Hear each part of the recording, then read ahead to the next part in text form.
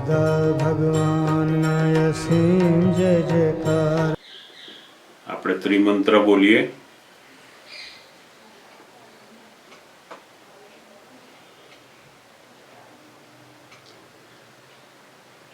નમો વીતરાગાય, નમો અરિહંતાણમ, નમો સિદ્ધાણમ, નમો વાયરિયાણમ, નમો વત્સાયાણમ, નમો લોય serve સાહુણમ, એસો પંચનમુક્કારો સવપાવપણાસણો મંગલાણમ ચ સવ્વેસિમ પડવમ હવૈ મંગલમ. ઓમ નમો ભગવતે વાસુદેવાય. ઓમ નમઃ શિવાય. જય સચ્ચિદાનંદ, જય સચ્ચિદાનંદ, જય સચ્ચિદાનંદ. આપણે કવિરાજનું પદ સાંભળીએ.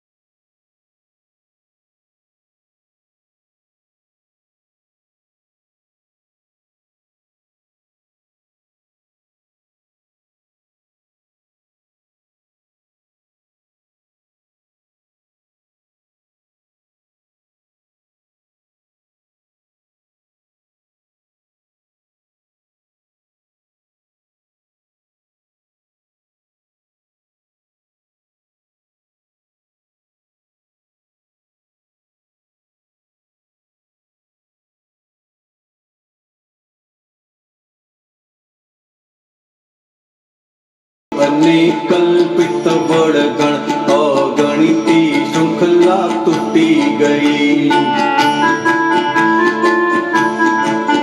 મને દાદા ભગવન મળ્યા પછી બધી રોંગ બિલીફો છૂટી ગઈ.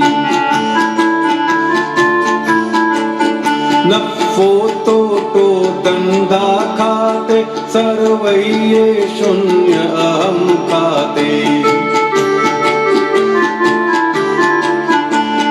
વ્યસનની સામે ટકરાતી ચડવી ચડવૃત્તિ ઉડી ગઈ. હવે સતના સગપણ થયા પછી બંધેલી ભ્રમણા છૂટી ગઈ. અજ્ઞાનક વાદ વિવાદથી પર મન વાણી મૌની અસ્પંદી. આદિ વ્યાધિ ઉપાધિમાં સ્થિર સૌમ્ય સમાધિ શુભી.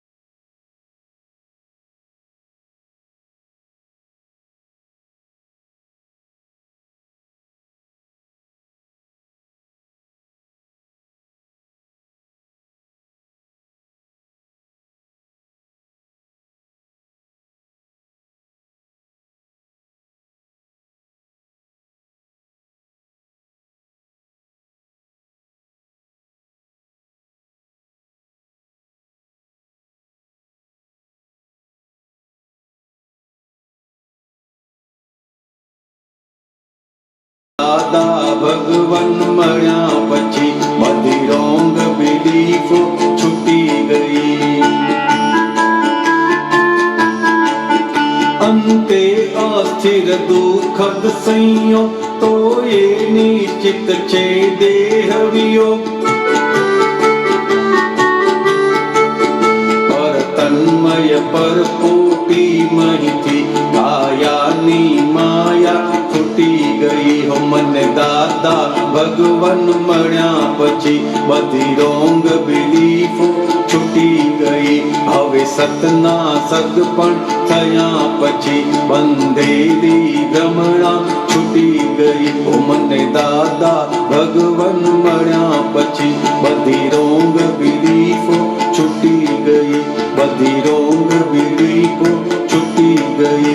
બધી રોંગ બિલીફો છૂટી ગઈ.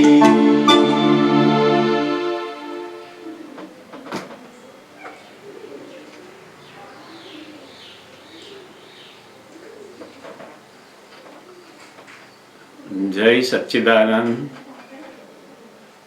જય સચ્ચિદાનંદ. કવિરાજનું ખૂબ અદ્ભુત પદ આપણે સાંભળ્યું.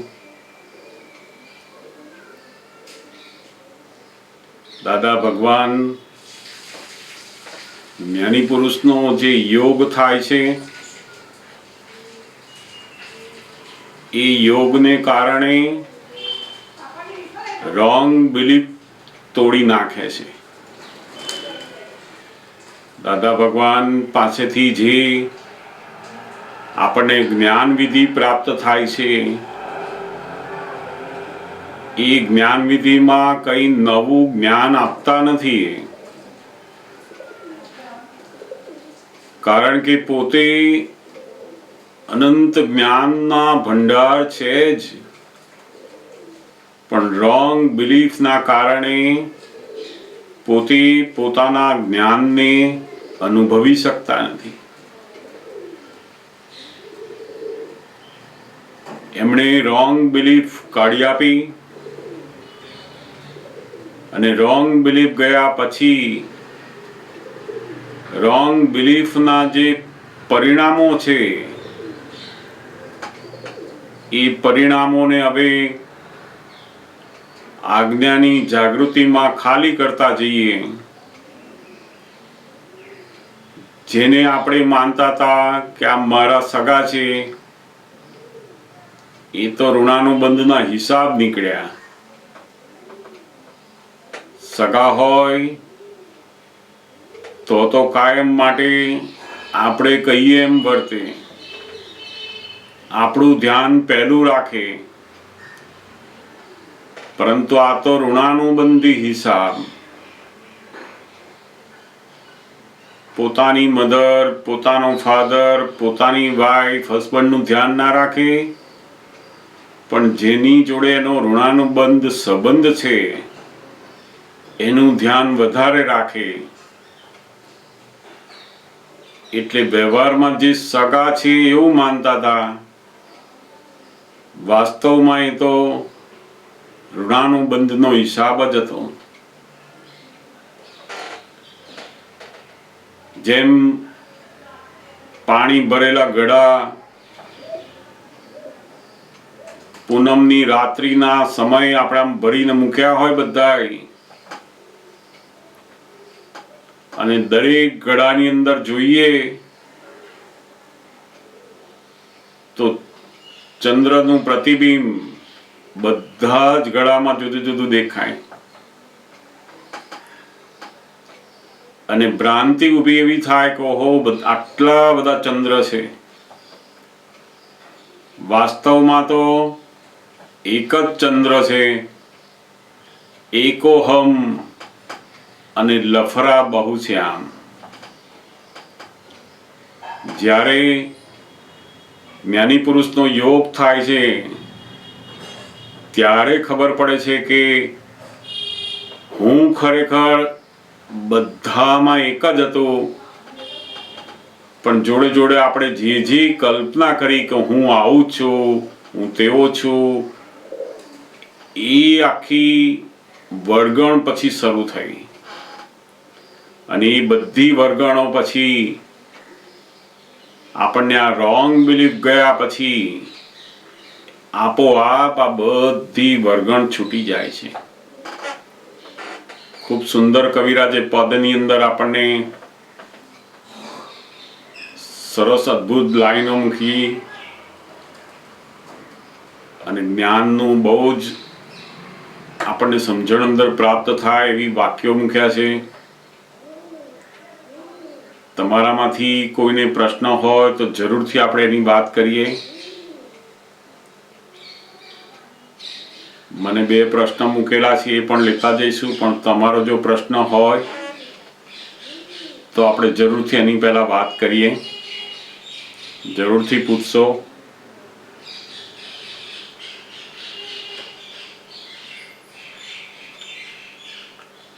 ગયા વખતે આપણે દર્શન વિશેની વાતો, દર્શનાવરણ વિશેની વાતો ઘણી બધી સરસ રીતે જોઈ. એની અંદર પણ આપણે વધારે વિગતની વાતો લેતા જઈશું. પહેલા તમારો પ્રશ્ન છે, જરૂરથી પૂછો, આપણે એની વાતચીત કરીએ. જય સચ્ચિદાનંદ. કાકા, આપણે મંગળવારે પદોના સત્સંગમાં વાત થઈ હતી, પેલું અપેક્ષા વગર પુણ્યવાળી આપણી વાત થઈ હતી, પુણ્યઈ વાળી. તો કોઈ વસ્તુ કેવું આપણને આમ અચાનક આપણી સામે આવી જાય તો તમે એવું કીધું હતું કે બધાની પુણ્ય ભેગી થઈ હોય એના કારણે આવે. તો આપણે એ વખતે પુણ્ય વપરાય કેવી રીતના એ પણ વાત થઈ હતી. તો પુણ્ય સચવાય કેવી રીતના એ પણ વાત થઈ હતી કે આપણે કઈ વસ્તુને વેડફી નાખીએ છીએ એનાથી આપણી પુણ્ય વપરાઈ જાય છે એવી પણ વાત થઈ હતી. તો આ જે વસ્તુ અમારી સામે અચાનક આવીને ઊભી રહી, બરાબર, કે અમારી અપેક્ષા નહોતી છતાંય અમને મળ્યું, એ અમારા પુણ્યથી મળી, પણ એનાથી અમારું પુણ્ય વપરાઈ જાય કેમ કે બહુ બધી વસ્તુ મળી આમ, એટલે પૂછવું. હા, એટલે આપણને જેટલા અનુકૂળ સંજોગો, આપણી જે ઈચ્છાઓ બધી પૂરી થાય, બધી વસ્તુઓ, જગ્યાઓ, બધું મળતું રહે છે, એ દરેકની અંદર આપણું પુણ્ય વપરાતું જાય છે અને આપણને વસ્તુઓ પ્રાપ્ત થાય છે.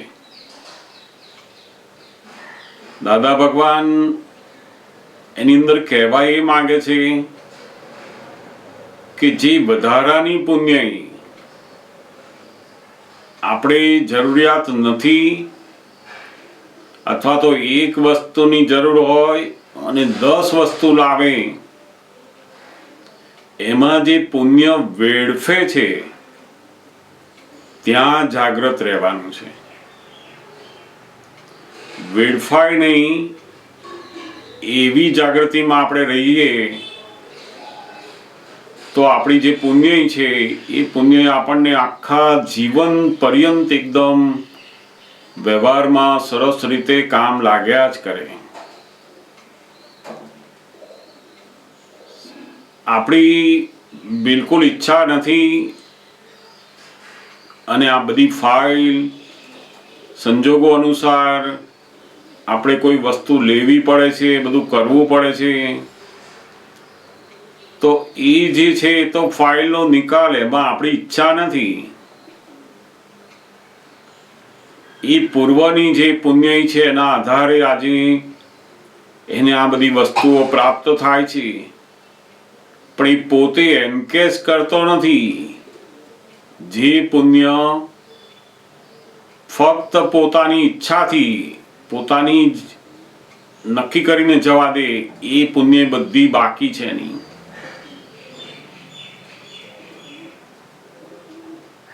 પોતે જાતે અંદરથી આયોજન કરે, પોતાની જાતે અંદર ઈચ્છા કરે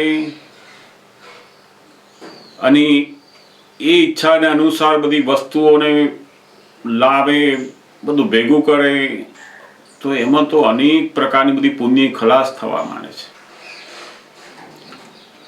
સામાન્યપણે આજે બહુ જ ઓછા લોકો પુણ્યને વાપરે છે, વેડફે છે વધારે,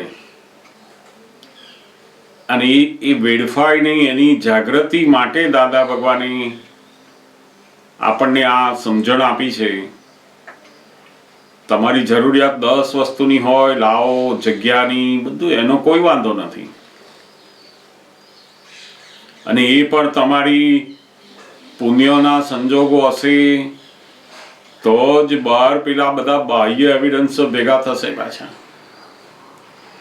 આપણી તો ઈચ્છા બહુ હોય, પણ જ્યાં સુધી પોતાની પુણ્ય જાગૃત ના થાય, ફળ આપનારી ના થાય, ત્યાં સુધી એને બહારના બધા સંજોગો ભેગા ના થાય. વસ્તુ લેવા જાય ને તો વેપારી ભેગો થાય નહીં. વેપારી ભેગો થાય તો કે મેં 2 દિવસ પહેલા જ આપી દીધું.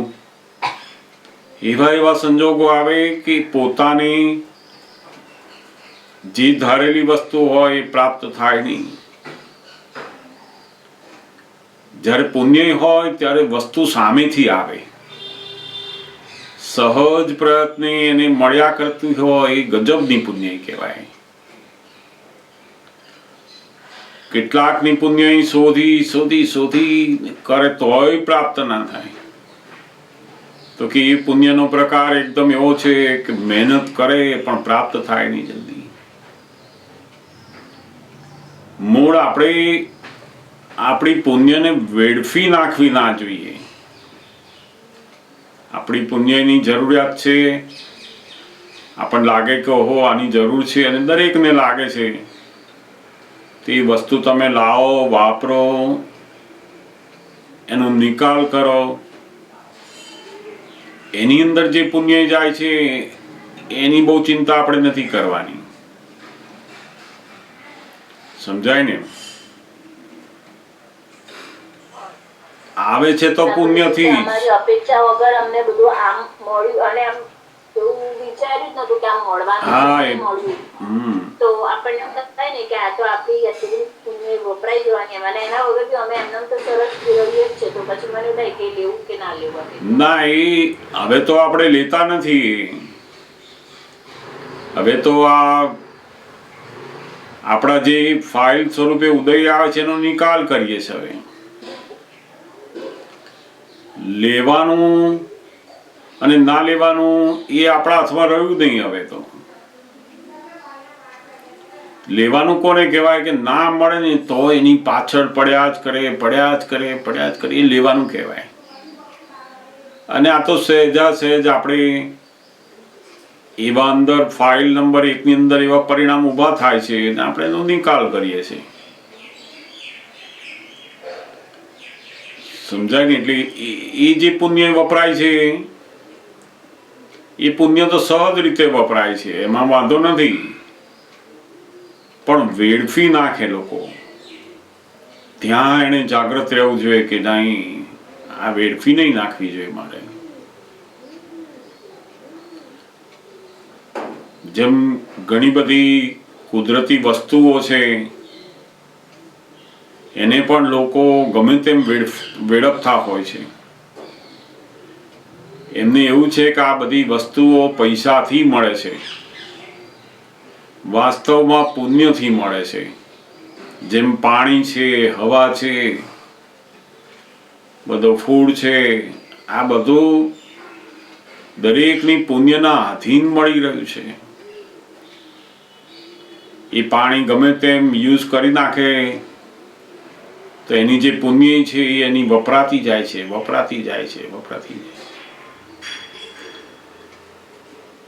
એનો જે પુણ્યનો કોટા છે એમાંથી એ ઓછો કરતો જાય છે. ત્યાં દાદા ભગવાન આપણને જાગૃત કરે છે કે આને જાગૃતિપૂર્વક રહો. આપણે વેડફી ના નાખો. વાપરો એનો વાંધો નથી, જરૂરિયાત છે વાપરો, લાવો, ઉપયોગ કરો. ઘરની ફાઇલોને જરૂર છે તે એ પણ લાવે, બધું કરે, એનું કશું વાંધો નથી. વેડફવા આગળ જાગૃત કરે છે આપણને. સમજાયું ને?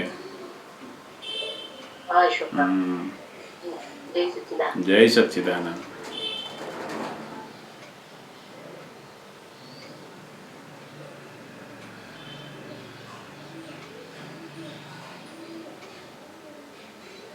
પૂછજો, બીજી કોઈ વાત હોય તો પણ જરૂરથી પૂછજો.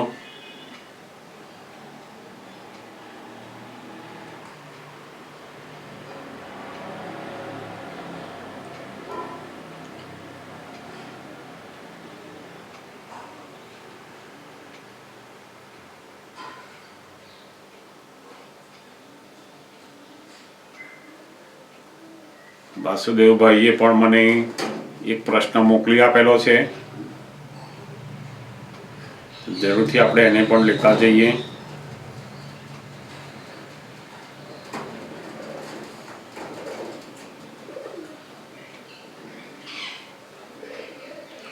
નટુકાકાની નોંધપોથી છે.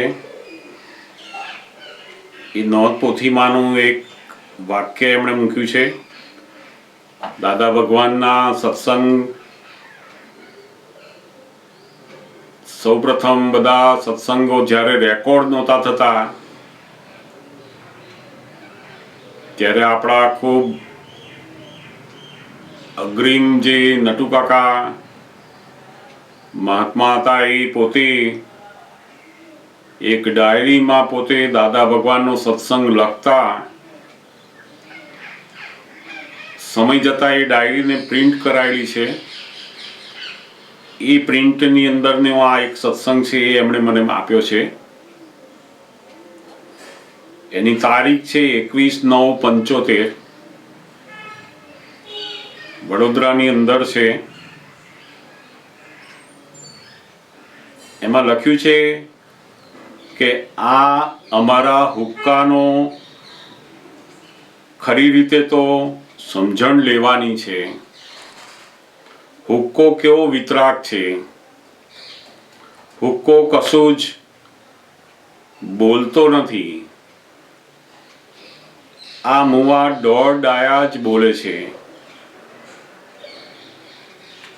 નીચે બીજો પેરેગ્રાફ છે, હૃદયની લાગણી એ રિયલ લાગણી છે. રિયલની લાગણી હોવી ઘટે નહીં,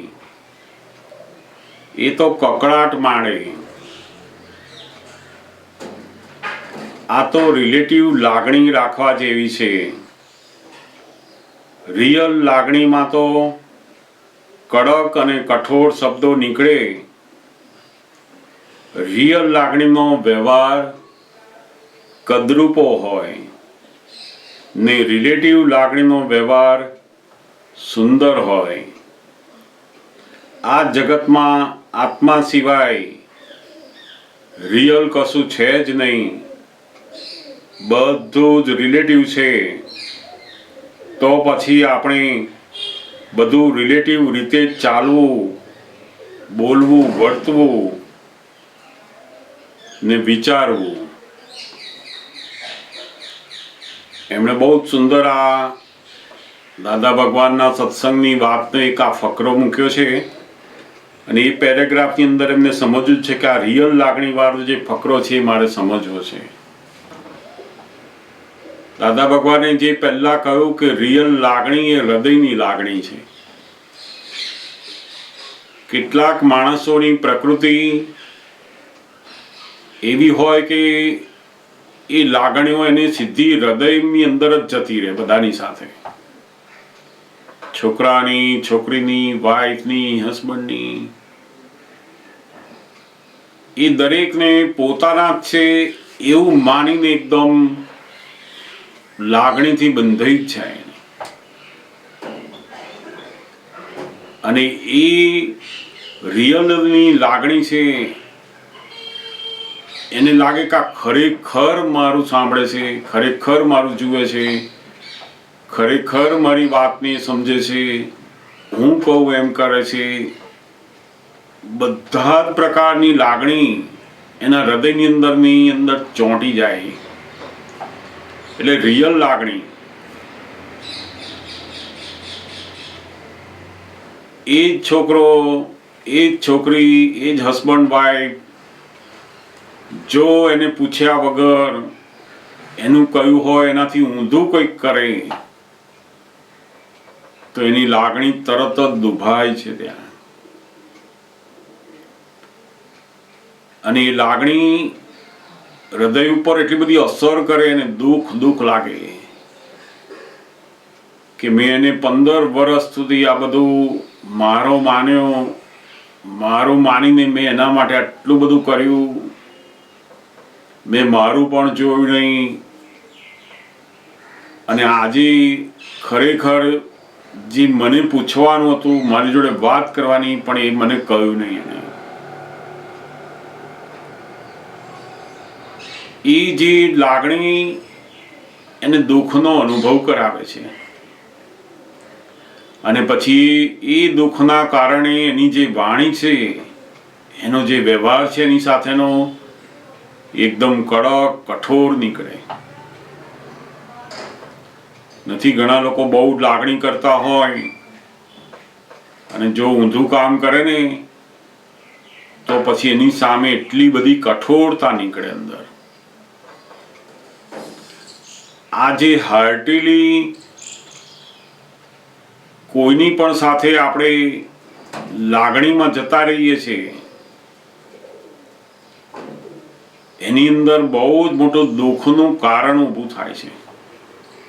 સામેની વ્યક્તિ આપણને દુઃખ આપતી નથી, પણ આપણી જે વધારે પડતી લાગણી છે, અપેક્ષા છે, એના કારણે આપણને દુઃખ લાગે છે.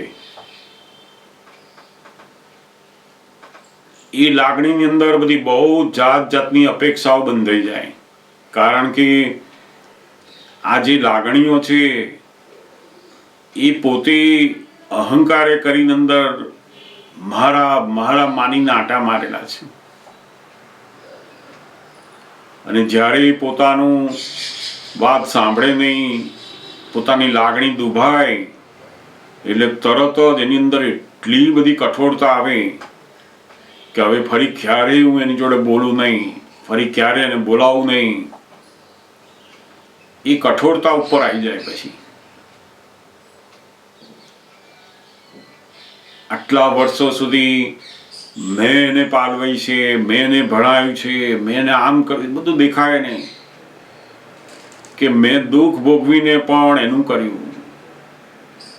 એ લાગણીઓ એ રિયલ માની લીધી છે એને કે મારી દીકરી છે, મારો દીકરો છે, મારી જ વાઈફ છે, અને એ એને વધારે દુઃખ આપી રહ્યું છે. દાદા ભગવાન બહુ જ સુંદર આ કહ્યું કે જે લોકોની પ્રકૃતિ આ લાગણીઓની અંદર રિયલ થઈ જતું હોય એને બહુ ધ્યાન રાખવું પડે, કારણ કે આ રિયલ હૃદયની જો લાગણી હોત તો એ આવું કરત જ નહીં ને. પણ વાસ્તવમાં આ તો બધા કર્મોના હિસાબો જ છે. જેને આ રિયલ લાગણી થઈ જાય ને એનો વ્યવહાર આખો કદરૂપો બનતો જાય. નથી ઘણા લોકો બહુ જ પોતાના છોકરાને છોકરીને એકલા મૂકે જ નહીં, જવા જ ના દે, કશું કરવા જ ના દે. પેલા બહાર જોનારા હોય ને તો આમને કે બહુ લાગણી લાગે છે, કદરૂપો લાગે કે આવું તો હોતું હશે, આમને આટલું બધું શું છે એમ. તો કે એ જે હૃદયની અંદર પેસી ગઈ છે, રિયલ થઈ ગયું છે લાગણી, એટલે બહાર આખો વ્યવહાર કદરૂપો લાગે છે. છોકરો છોકરી એ પોતે કામ કરી શકે એવા તો ચલ હું તને કરી આપું, ચલ હું તને આ કરી આપું, એટલું બધું કરે એટલે આખો વ્યવહાર એ કદરૂપો લાગે. જે લોકો તટસ્થ રીતે જોનારા છે એમને તરત ખબર પડી જાય કે આમને બહુ વધારે પડતી લાગણી છે. તો કે આ જે લાગણી ને આપણે જાતે અંદર જ્યારે ચોંટીએ બહુ મારા મારા મારા કરીને એને જ્યારે રિયલ માનીએ છીએ ત્યારે આખી લાગણી નો વ્યવહાર આખો કદરૂપો દેખાય છે. જ્યારે રિલેટિવ સ્વરૂપે એટલે કે સુપરફ્લુઅસ રીતે લાગણી રાખીએ તો આખો વ્યવહાર પણ બહુ જ સુંદર દેખાય.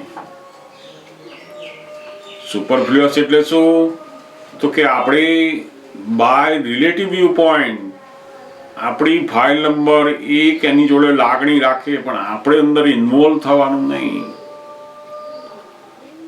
આપણી ફાઇલ નંબર 1 એની જોડે લાગણી રાખે છે, પણ આપણે અંદરથી જુદા રિયલમાં રહીએ છીએ.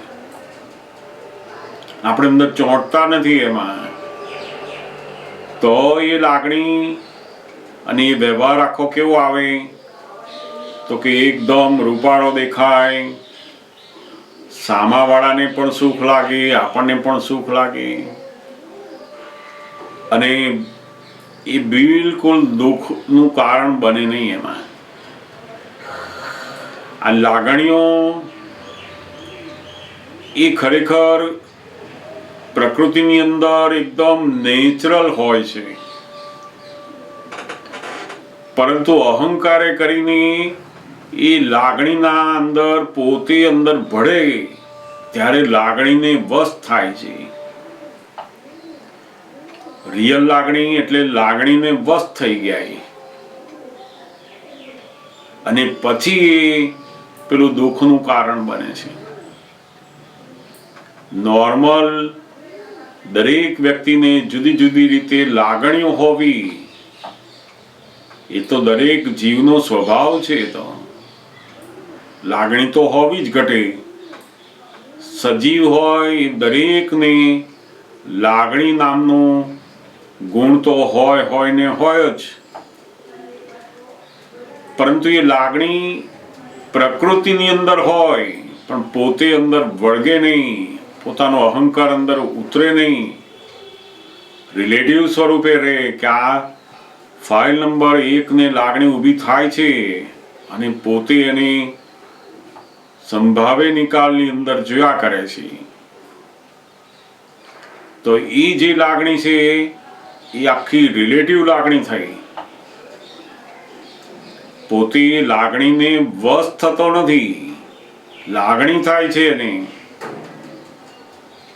આ જે લાગણી છે એ જુદા જુદા વ્યક્તિઓ સાથેના હિસાબો બતાવે છે. ઘરમાં 3 જણ હોય તો ત્રણેય સાથે લાગણી બિલકુલ ના હોય, પણ સગાનો છોકરો હોય એની જોડે બહુ જ લાગણી થતી હોય. તો કે જે મૂળ ખરેખર લાગણી જે છે ને એ તો પેલા કર્મના આધીન, હિસાબોને આધીન છે. અને આ જે લાગણી વશ જે થઈએ છે એ લાગણી પેલો અહમ સંતોષાય છે ને એની લાગણી છે. આપણને બોલે અંકલ તમે બહુ સરસ, અંકલ તમે આમ સરસ, તમે એ બોલ્યા કે આપણે પેલી લાગણીઓ ઊભી થતી જાય. જેમ આપણા અહંકારને એ પોષે, આપણા અહંકારને રસ આપે ને એમ આપણી લાગણી એના તરફ વધતી જાય છે. અને એ જ રિયલ લાગણી પાછી શું કરે તો કે આપણને આપણાથી ઊંધું જ્યારે વર્તન થયું, આપણા અહંકારને ના ગમતું વર્તન થયું ને ત્યારે પછી કઠોરતા નીકળે એમાંથી. એટલે દાદા ભગવાન બહુ સુંદર આ વાત મૂકી કે લાગણી હોવી ઘટે પણ લાગણી વશ ના હોવા ઘટે. રિલેટિવ લાગણી એટલે શું તો કે આપણે જુઓ, ગાયને જુઓ, કૂતરાને જુઓ, પશુ પંખીને જુઓ, બધાને લાગણી છે. કૂતરાના નાના બચ્ચાને જો તમે મારતા હોય ને તો એની મધર જોતી હોય ને તેની આંખમાં લાગણી નીકળતી હોય. એની અંદર એના બચ્ચા તરફની જે લાગણી છે નીકળતી જ હોય અંદરથી. પરંતુ એ એટલી બધી લાગણી વશ ના હોય કે કકરાટ કરી મૂકે. પક્ષીઓની અંદર પણ દરેક જીવ પોતાના બાળકો માટે, પોતાના બચ્ચાઓ માટે અંદર લાગણીઓ હોય છે ને. આપણે ઘણી વાર જોઈએ છીએ કોઈ કૂતરાનું બચ્ચું મરી ગયું હોય તે એના બચ્ચા પાસે જે કૂતરું બેસી રહે કલાક, 2 કલાક, 4 કલાક સુધી. એ સહજપણે એની લાગણીઓને વ્યક્ત કરે છે. ત્યાં મનુષ્ય એકલો જ, માણસ એકલો જ લાગણીઓની અંદર અહંકાર ઉમેરાય છે અને રિયલ માની બેસે છે. અને એની અંદર એ રિયલ માન્યું કે તરત જ એની અંદર પેલું કદરૂપતા, કઠોરતા, એ બધા વ્યવહાર એની મેળે આવી જાય છે. મદદ કરે તારે એટલા બધા મદદ કરે અને જ્યારે એનું ધાર્યું ના થયું ત્યારે હામું જ ના જોઈએ પછી. એટલે ઘણીવાર કહેવાય છે ને કે બહુ વધારે પડતી લાગણીઓવાળા માણસ દુનિયામાં સૌથી વધારે દુઃખી થતા હોય છે. જે માણસો નોર્મલ જીવન જીવતા હોય એની લાગણી હોય ખરી, પણ એ લાગણી વશ થતા ના હોય તો એ પોતાનું પણ દુઃખ ઊભું ના થાય અને જેના તરફ એને લાગણી હોય એની દુઃખ ઊભું ના થાય અને વ્યવહાર એકદમ સુંદર ચાલે. આ બહુ જ સુંદર છે. રિલેટિવ લાગણી. રિલેટિવ લાગણી એટલે દેખરેખ રાખવાની, એનું ધ્યાન રાખવાનું છે. ઘણીવાર છોકરાઓ ભણતા હોય ને, તું બહુ થાકી ગયો લાગે છે, લાય હું તને લખી આપું. તે આ મા બાપની જે લાગણી છે એ લાગણી નથી, લાગણી વશ થયેલા છે. અને એ લાગણી વશ પણ પેલા બાળકની ડેવલપ થતા હિંમતવાળો બનાવતા રોકે છે, એને કાર્ય કરવાની શક્તિને ઘટાડે છે. ઘણા બધા પેરેન્ટ્સ, ઘણી બધી વ્યક્તિઓ વધારે પડતી જે લાગણીઓ છે, રિયલ લાગણીઓ, એના કારણે આખો વ્યવહાર પેલો કદરૂપો બનાવે છે. પોતાનું બાળક, પોતાની સાથે રહેનાર વ્યક્તિ જે શીખવાનો હતો એ શીખ્યો નહીં, કારણ કે મા બાપની લાગણીઓ એટલી બધી હોય છે. એટલે અહીંયા દાદા ભગવાન કહેવા માંગે છે કે આ રિલેટિવ છે. લાગણીઓ બધી રિલેટિવ રાખો તમે. રિલેટિવ લાગણીમાં પોતાનું કશું બગડે નહીં અને એના લીધે પેલાનું બગડે નહીં. આપણે જેના તરફ લાગણીવાળા હોઈએ એનું બગડે નહીં. અને આ રિયલ લાગણીમાં તો બંનેનું બગડે છે. જેના તરફ વધારે પડતી આ રિયલની લાગણીઓ છે એના કારણે એનું બગડે છે અને આપણું બગડે છે. એટલે દાદા ભગવાને આમાં બહુ જ સુંદર વાત કરી કે રિલેટિવ લાગણી રાખો. લાગણીઓ બધી કેવી રાખો? રિલેટિવ છે. પોતાના આત્માનું, પોતાના જ્ઞાનનું, પોતાની જીવનનું બિલકુલ બગાડે નહીં, પોતાની અંદર સહેજ પણ દુઃખ ઊભું ના કરે એવી લાગણી રિલેટિવ લાગણી છે. જ્ઞાની પુરુષોને પણ લાગણી હોય, પણ એ લાગણીઓ કેવી હોય તો બિલકુલ પેલા અહંકાર વગરની, મારાપણા વગરની લાગણી. બહુ જ સુંદર. એકવાર દાદા ભગવાન સાથેનો એક પ્રસંગ મને યાદ આવે છે. દાદા ભગવાન સુરત બાજુથી જ્યારે પસાર થતા હોય, આગળ બીજા ગામમાં જતા હોય, એ વખતે આ સુરતનું મંદિર બનાવવાના માટે જમીન ફક્ત લીધેલી. પણ એ જ્યારે પણ ત્યાંથી પસાર થાય ત્યારે જમીન ઉપર પોતે ઉતરે. સાંજના 6 વાગ્યા હોય, 7 વાગ્યા હોય, અંધારું હોય તો પણ ત્યાં ઉતરે.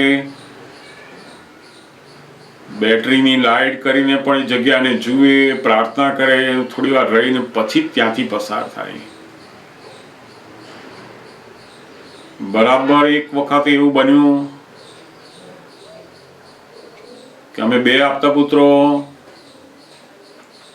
જોબ ઉપરથી સીધા જ સુરત ઉપર ગયેલા કે દાદા ભગવાન અહીંયા મંદિર ઉપર આવવાના છે, ત્યાં આગળ એમના દર્શન થશે, એમની ખુરશી ઉચકવાનો લાવો મળશે અને પછી આપણે એ જે ગામમાં રાત્રે જવાના છે ત્યાં પહોંચી જઈશું. એટલે અમે 2 આપતા પુત્રો ત્યાં હતા. જેવા દાદા ભગવાન આવ્યા ત્યાં તેમણે જોયું કે ઓહો આ લોકો તો બંને અહીંયા આવી ગયા છે, એટલે બધું જય સચ્ચિદાનંદ કર્યા. પછી એ મંદિરનું બધું બાંધકામનું જોતા હોય પોતે, એટલે દાદા ભગવાનની ખુરશી ઉચકવાનો બહુ મોટો લાવો ત્યાં મળ્યો, કારણ કે બીજા જોડે હોય નહીં કોઈ, ગાડીની અંદર આવતા હોય, બીજા 2 આપતા પુત્રો હોય અંદર, એટલે 4 જણ જે ખુરશી ઉચકનાર જોઈએ એમાં બંને અમે સરસ રીતે એમની સેવાનો લાવો મળ્યો. અડધો કલાક સુધી એમણે આ બધું જોયું અને બધું પતી ગયું. એટલે એમને ખુરશી ઉચકીને પછી એમની ગાડીમાં જવાનું તો ત્યાં બેસાડી દીધા. જે લોકો ગાડીમાં આવેલા એ બધા બેસી ગયા અંદર. અમે લોકો ગાડીમાં આવ્યા નહોતા, બસમાં આવેલા, એટલે અમે બહાર ઊભા રહ્યા. પેલા બધા અંદર બેસી ગયા. જેવા બેસીને પેલા એ ગાડી શરૂ કરી એટલે દાદા ભગવાને પૂછ્યું તરત જ, બીજા જે આપતા પુત્રો અંદર બેઠેલા એમને પૂછ્યું કે પેલા 2 જણ કેવી રીતે આવવાના છે કે છે. એમને પૂછ્યું કે છે અહીંયા કેવી રીતે આયા, હવે આપણે ક્યાં આવવાના છીએ અને કેવી રીતે આવવાના છે કે છે. એટલે પેલા આપતા પુત્રોને થયું કે આપણે ક્યાં પૂછવાનું છે, એમને જેમ આવું એમાં આવે. તો એટલે એમને બંનેને ઉતાર્યા કે જઈને પૂછ્યા કે આ 2 આપતા પુત્રો આવવાના કેવી રીતે છે, એમને સાધન છે કે કશું કેવું છે બધું. એટલે બીજો આપતા પુત્ર ઉતરીને પૂછી ગયો. દાદાએ પાછા ફરી બોલાયા અમને કે કેવી રીતે આવવાના છો, બધું એમણે જાણી લીધું. અને એમને લાગ્યું કે વાંધો નહીં, આ લોકો આવશે, પછી પેલી ગાડી જવા દીધી એમની.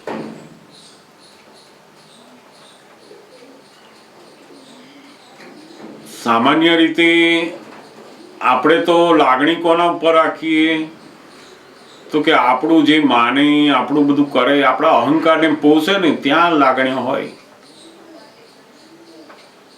વાસ્તવમાં તો એ લાગણીઓ નથી ખરેખર. તો એ તો પોતાનો અહમ સંતોષાય છે ત્યાં આપણે લાગણી જેવો વ્યવહાર કરીએ છીએ. આ લાગણી એ બહુ સ્વાભાવિક અંદર હિસાબને અનુસાર ઉત્પન્ન થતી વસ્તુ છે. અને એમાં જો અહંકાર ના હોય તો બહુ સુંદર રીતે કામ કરે. ત્યારે અમને લોકોને પણ ખબર પડી કે દાદા ભગવાનની, એમના મહાત્માઓની જે લાગણી હોય છે એની જે સ્વાભાવિકપણે છે એ લાગણી આખું વ્યવહાર જે છે એને બહુ જ સુંદર બનાવે છે. આપણને થાય કે ઓહો દાદા ભગવાને પણ આપણને પૂછ્યું આ, નહીં તો એમને શા માટે પૂછવું પડે. પણ કે ના, જ્ઞાની એ એવા નથી હોતા કે બિલકુલ લાગણીઓ ના હોય એમને. કોઈને તકલીફ પડતી હોય, કોઈ દુખી હોય તો એ બસ જોયા જ કરે, એવું ના હોય. લાગણી વાળા હોય પણ એમની લાગણીઓ બધી રિલેટિવલી હોય. એને પોતાની માનીને ચોંટી પડે નહીં. એટલે બહુ જ સુંદર વાત એમણે દાદા ભગવાનની લખી છે. અને દાદા ભગવાનના જીવન વ્યવહારમાં પણ આ જોવા મળે. એમની બધી લાગણીઓ રિલેટિવ. તમે જમ્યા ના જમ્યા, ફાવ્યું ના ફાવ્યું, બધું જુએ. વ્યવહારની અંદર બિલકુલ લાગણી વગરના લોકો હોય એ કદરૂપા દેખાય, અને વધારે પડતી લાગણી વાળા હોય એ કદરૂપા દેખાય. એટલે આ બહુ રિલેટિવ, એટલે નોર્માલિટી સ્વરૂપે જેટલી લાગણીઓ છે એ વ્યવહાર એકદમ સરસ દેખાડે. અને બિલકુલ પોતાનું સહેજ પણ અંદર ખોટ ખાય નહીં, પોતાને દુઃખ ઊભું ના થાય, અને સરસ રીતે વ્યવહાર પૂરો કરે.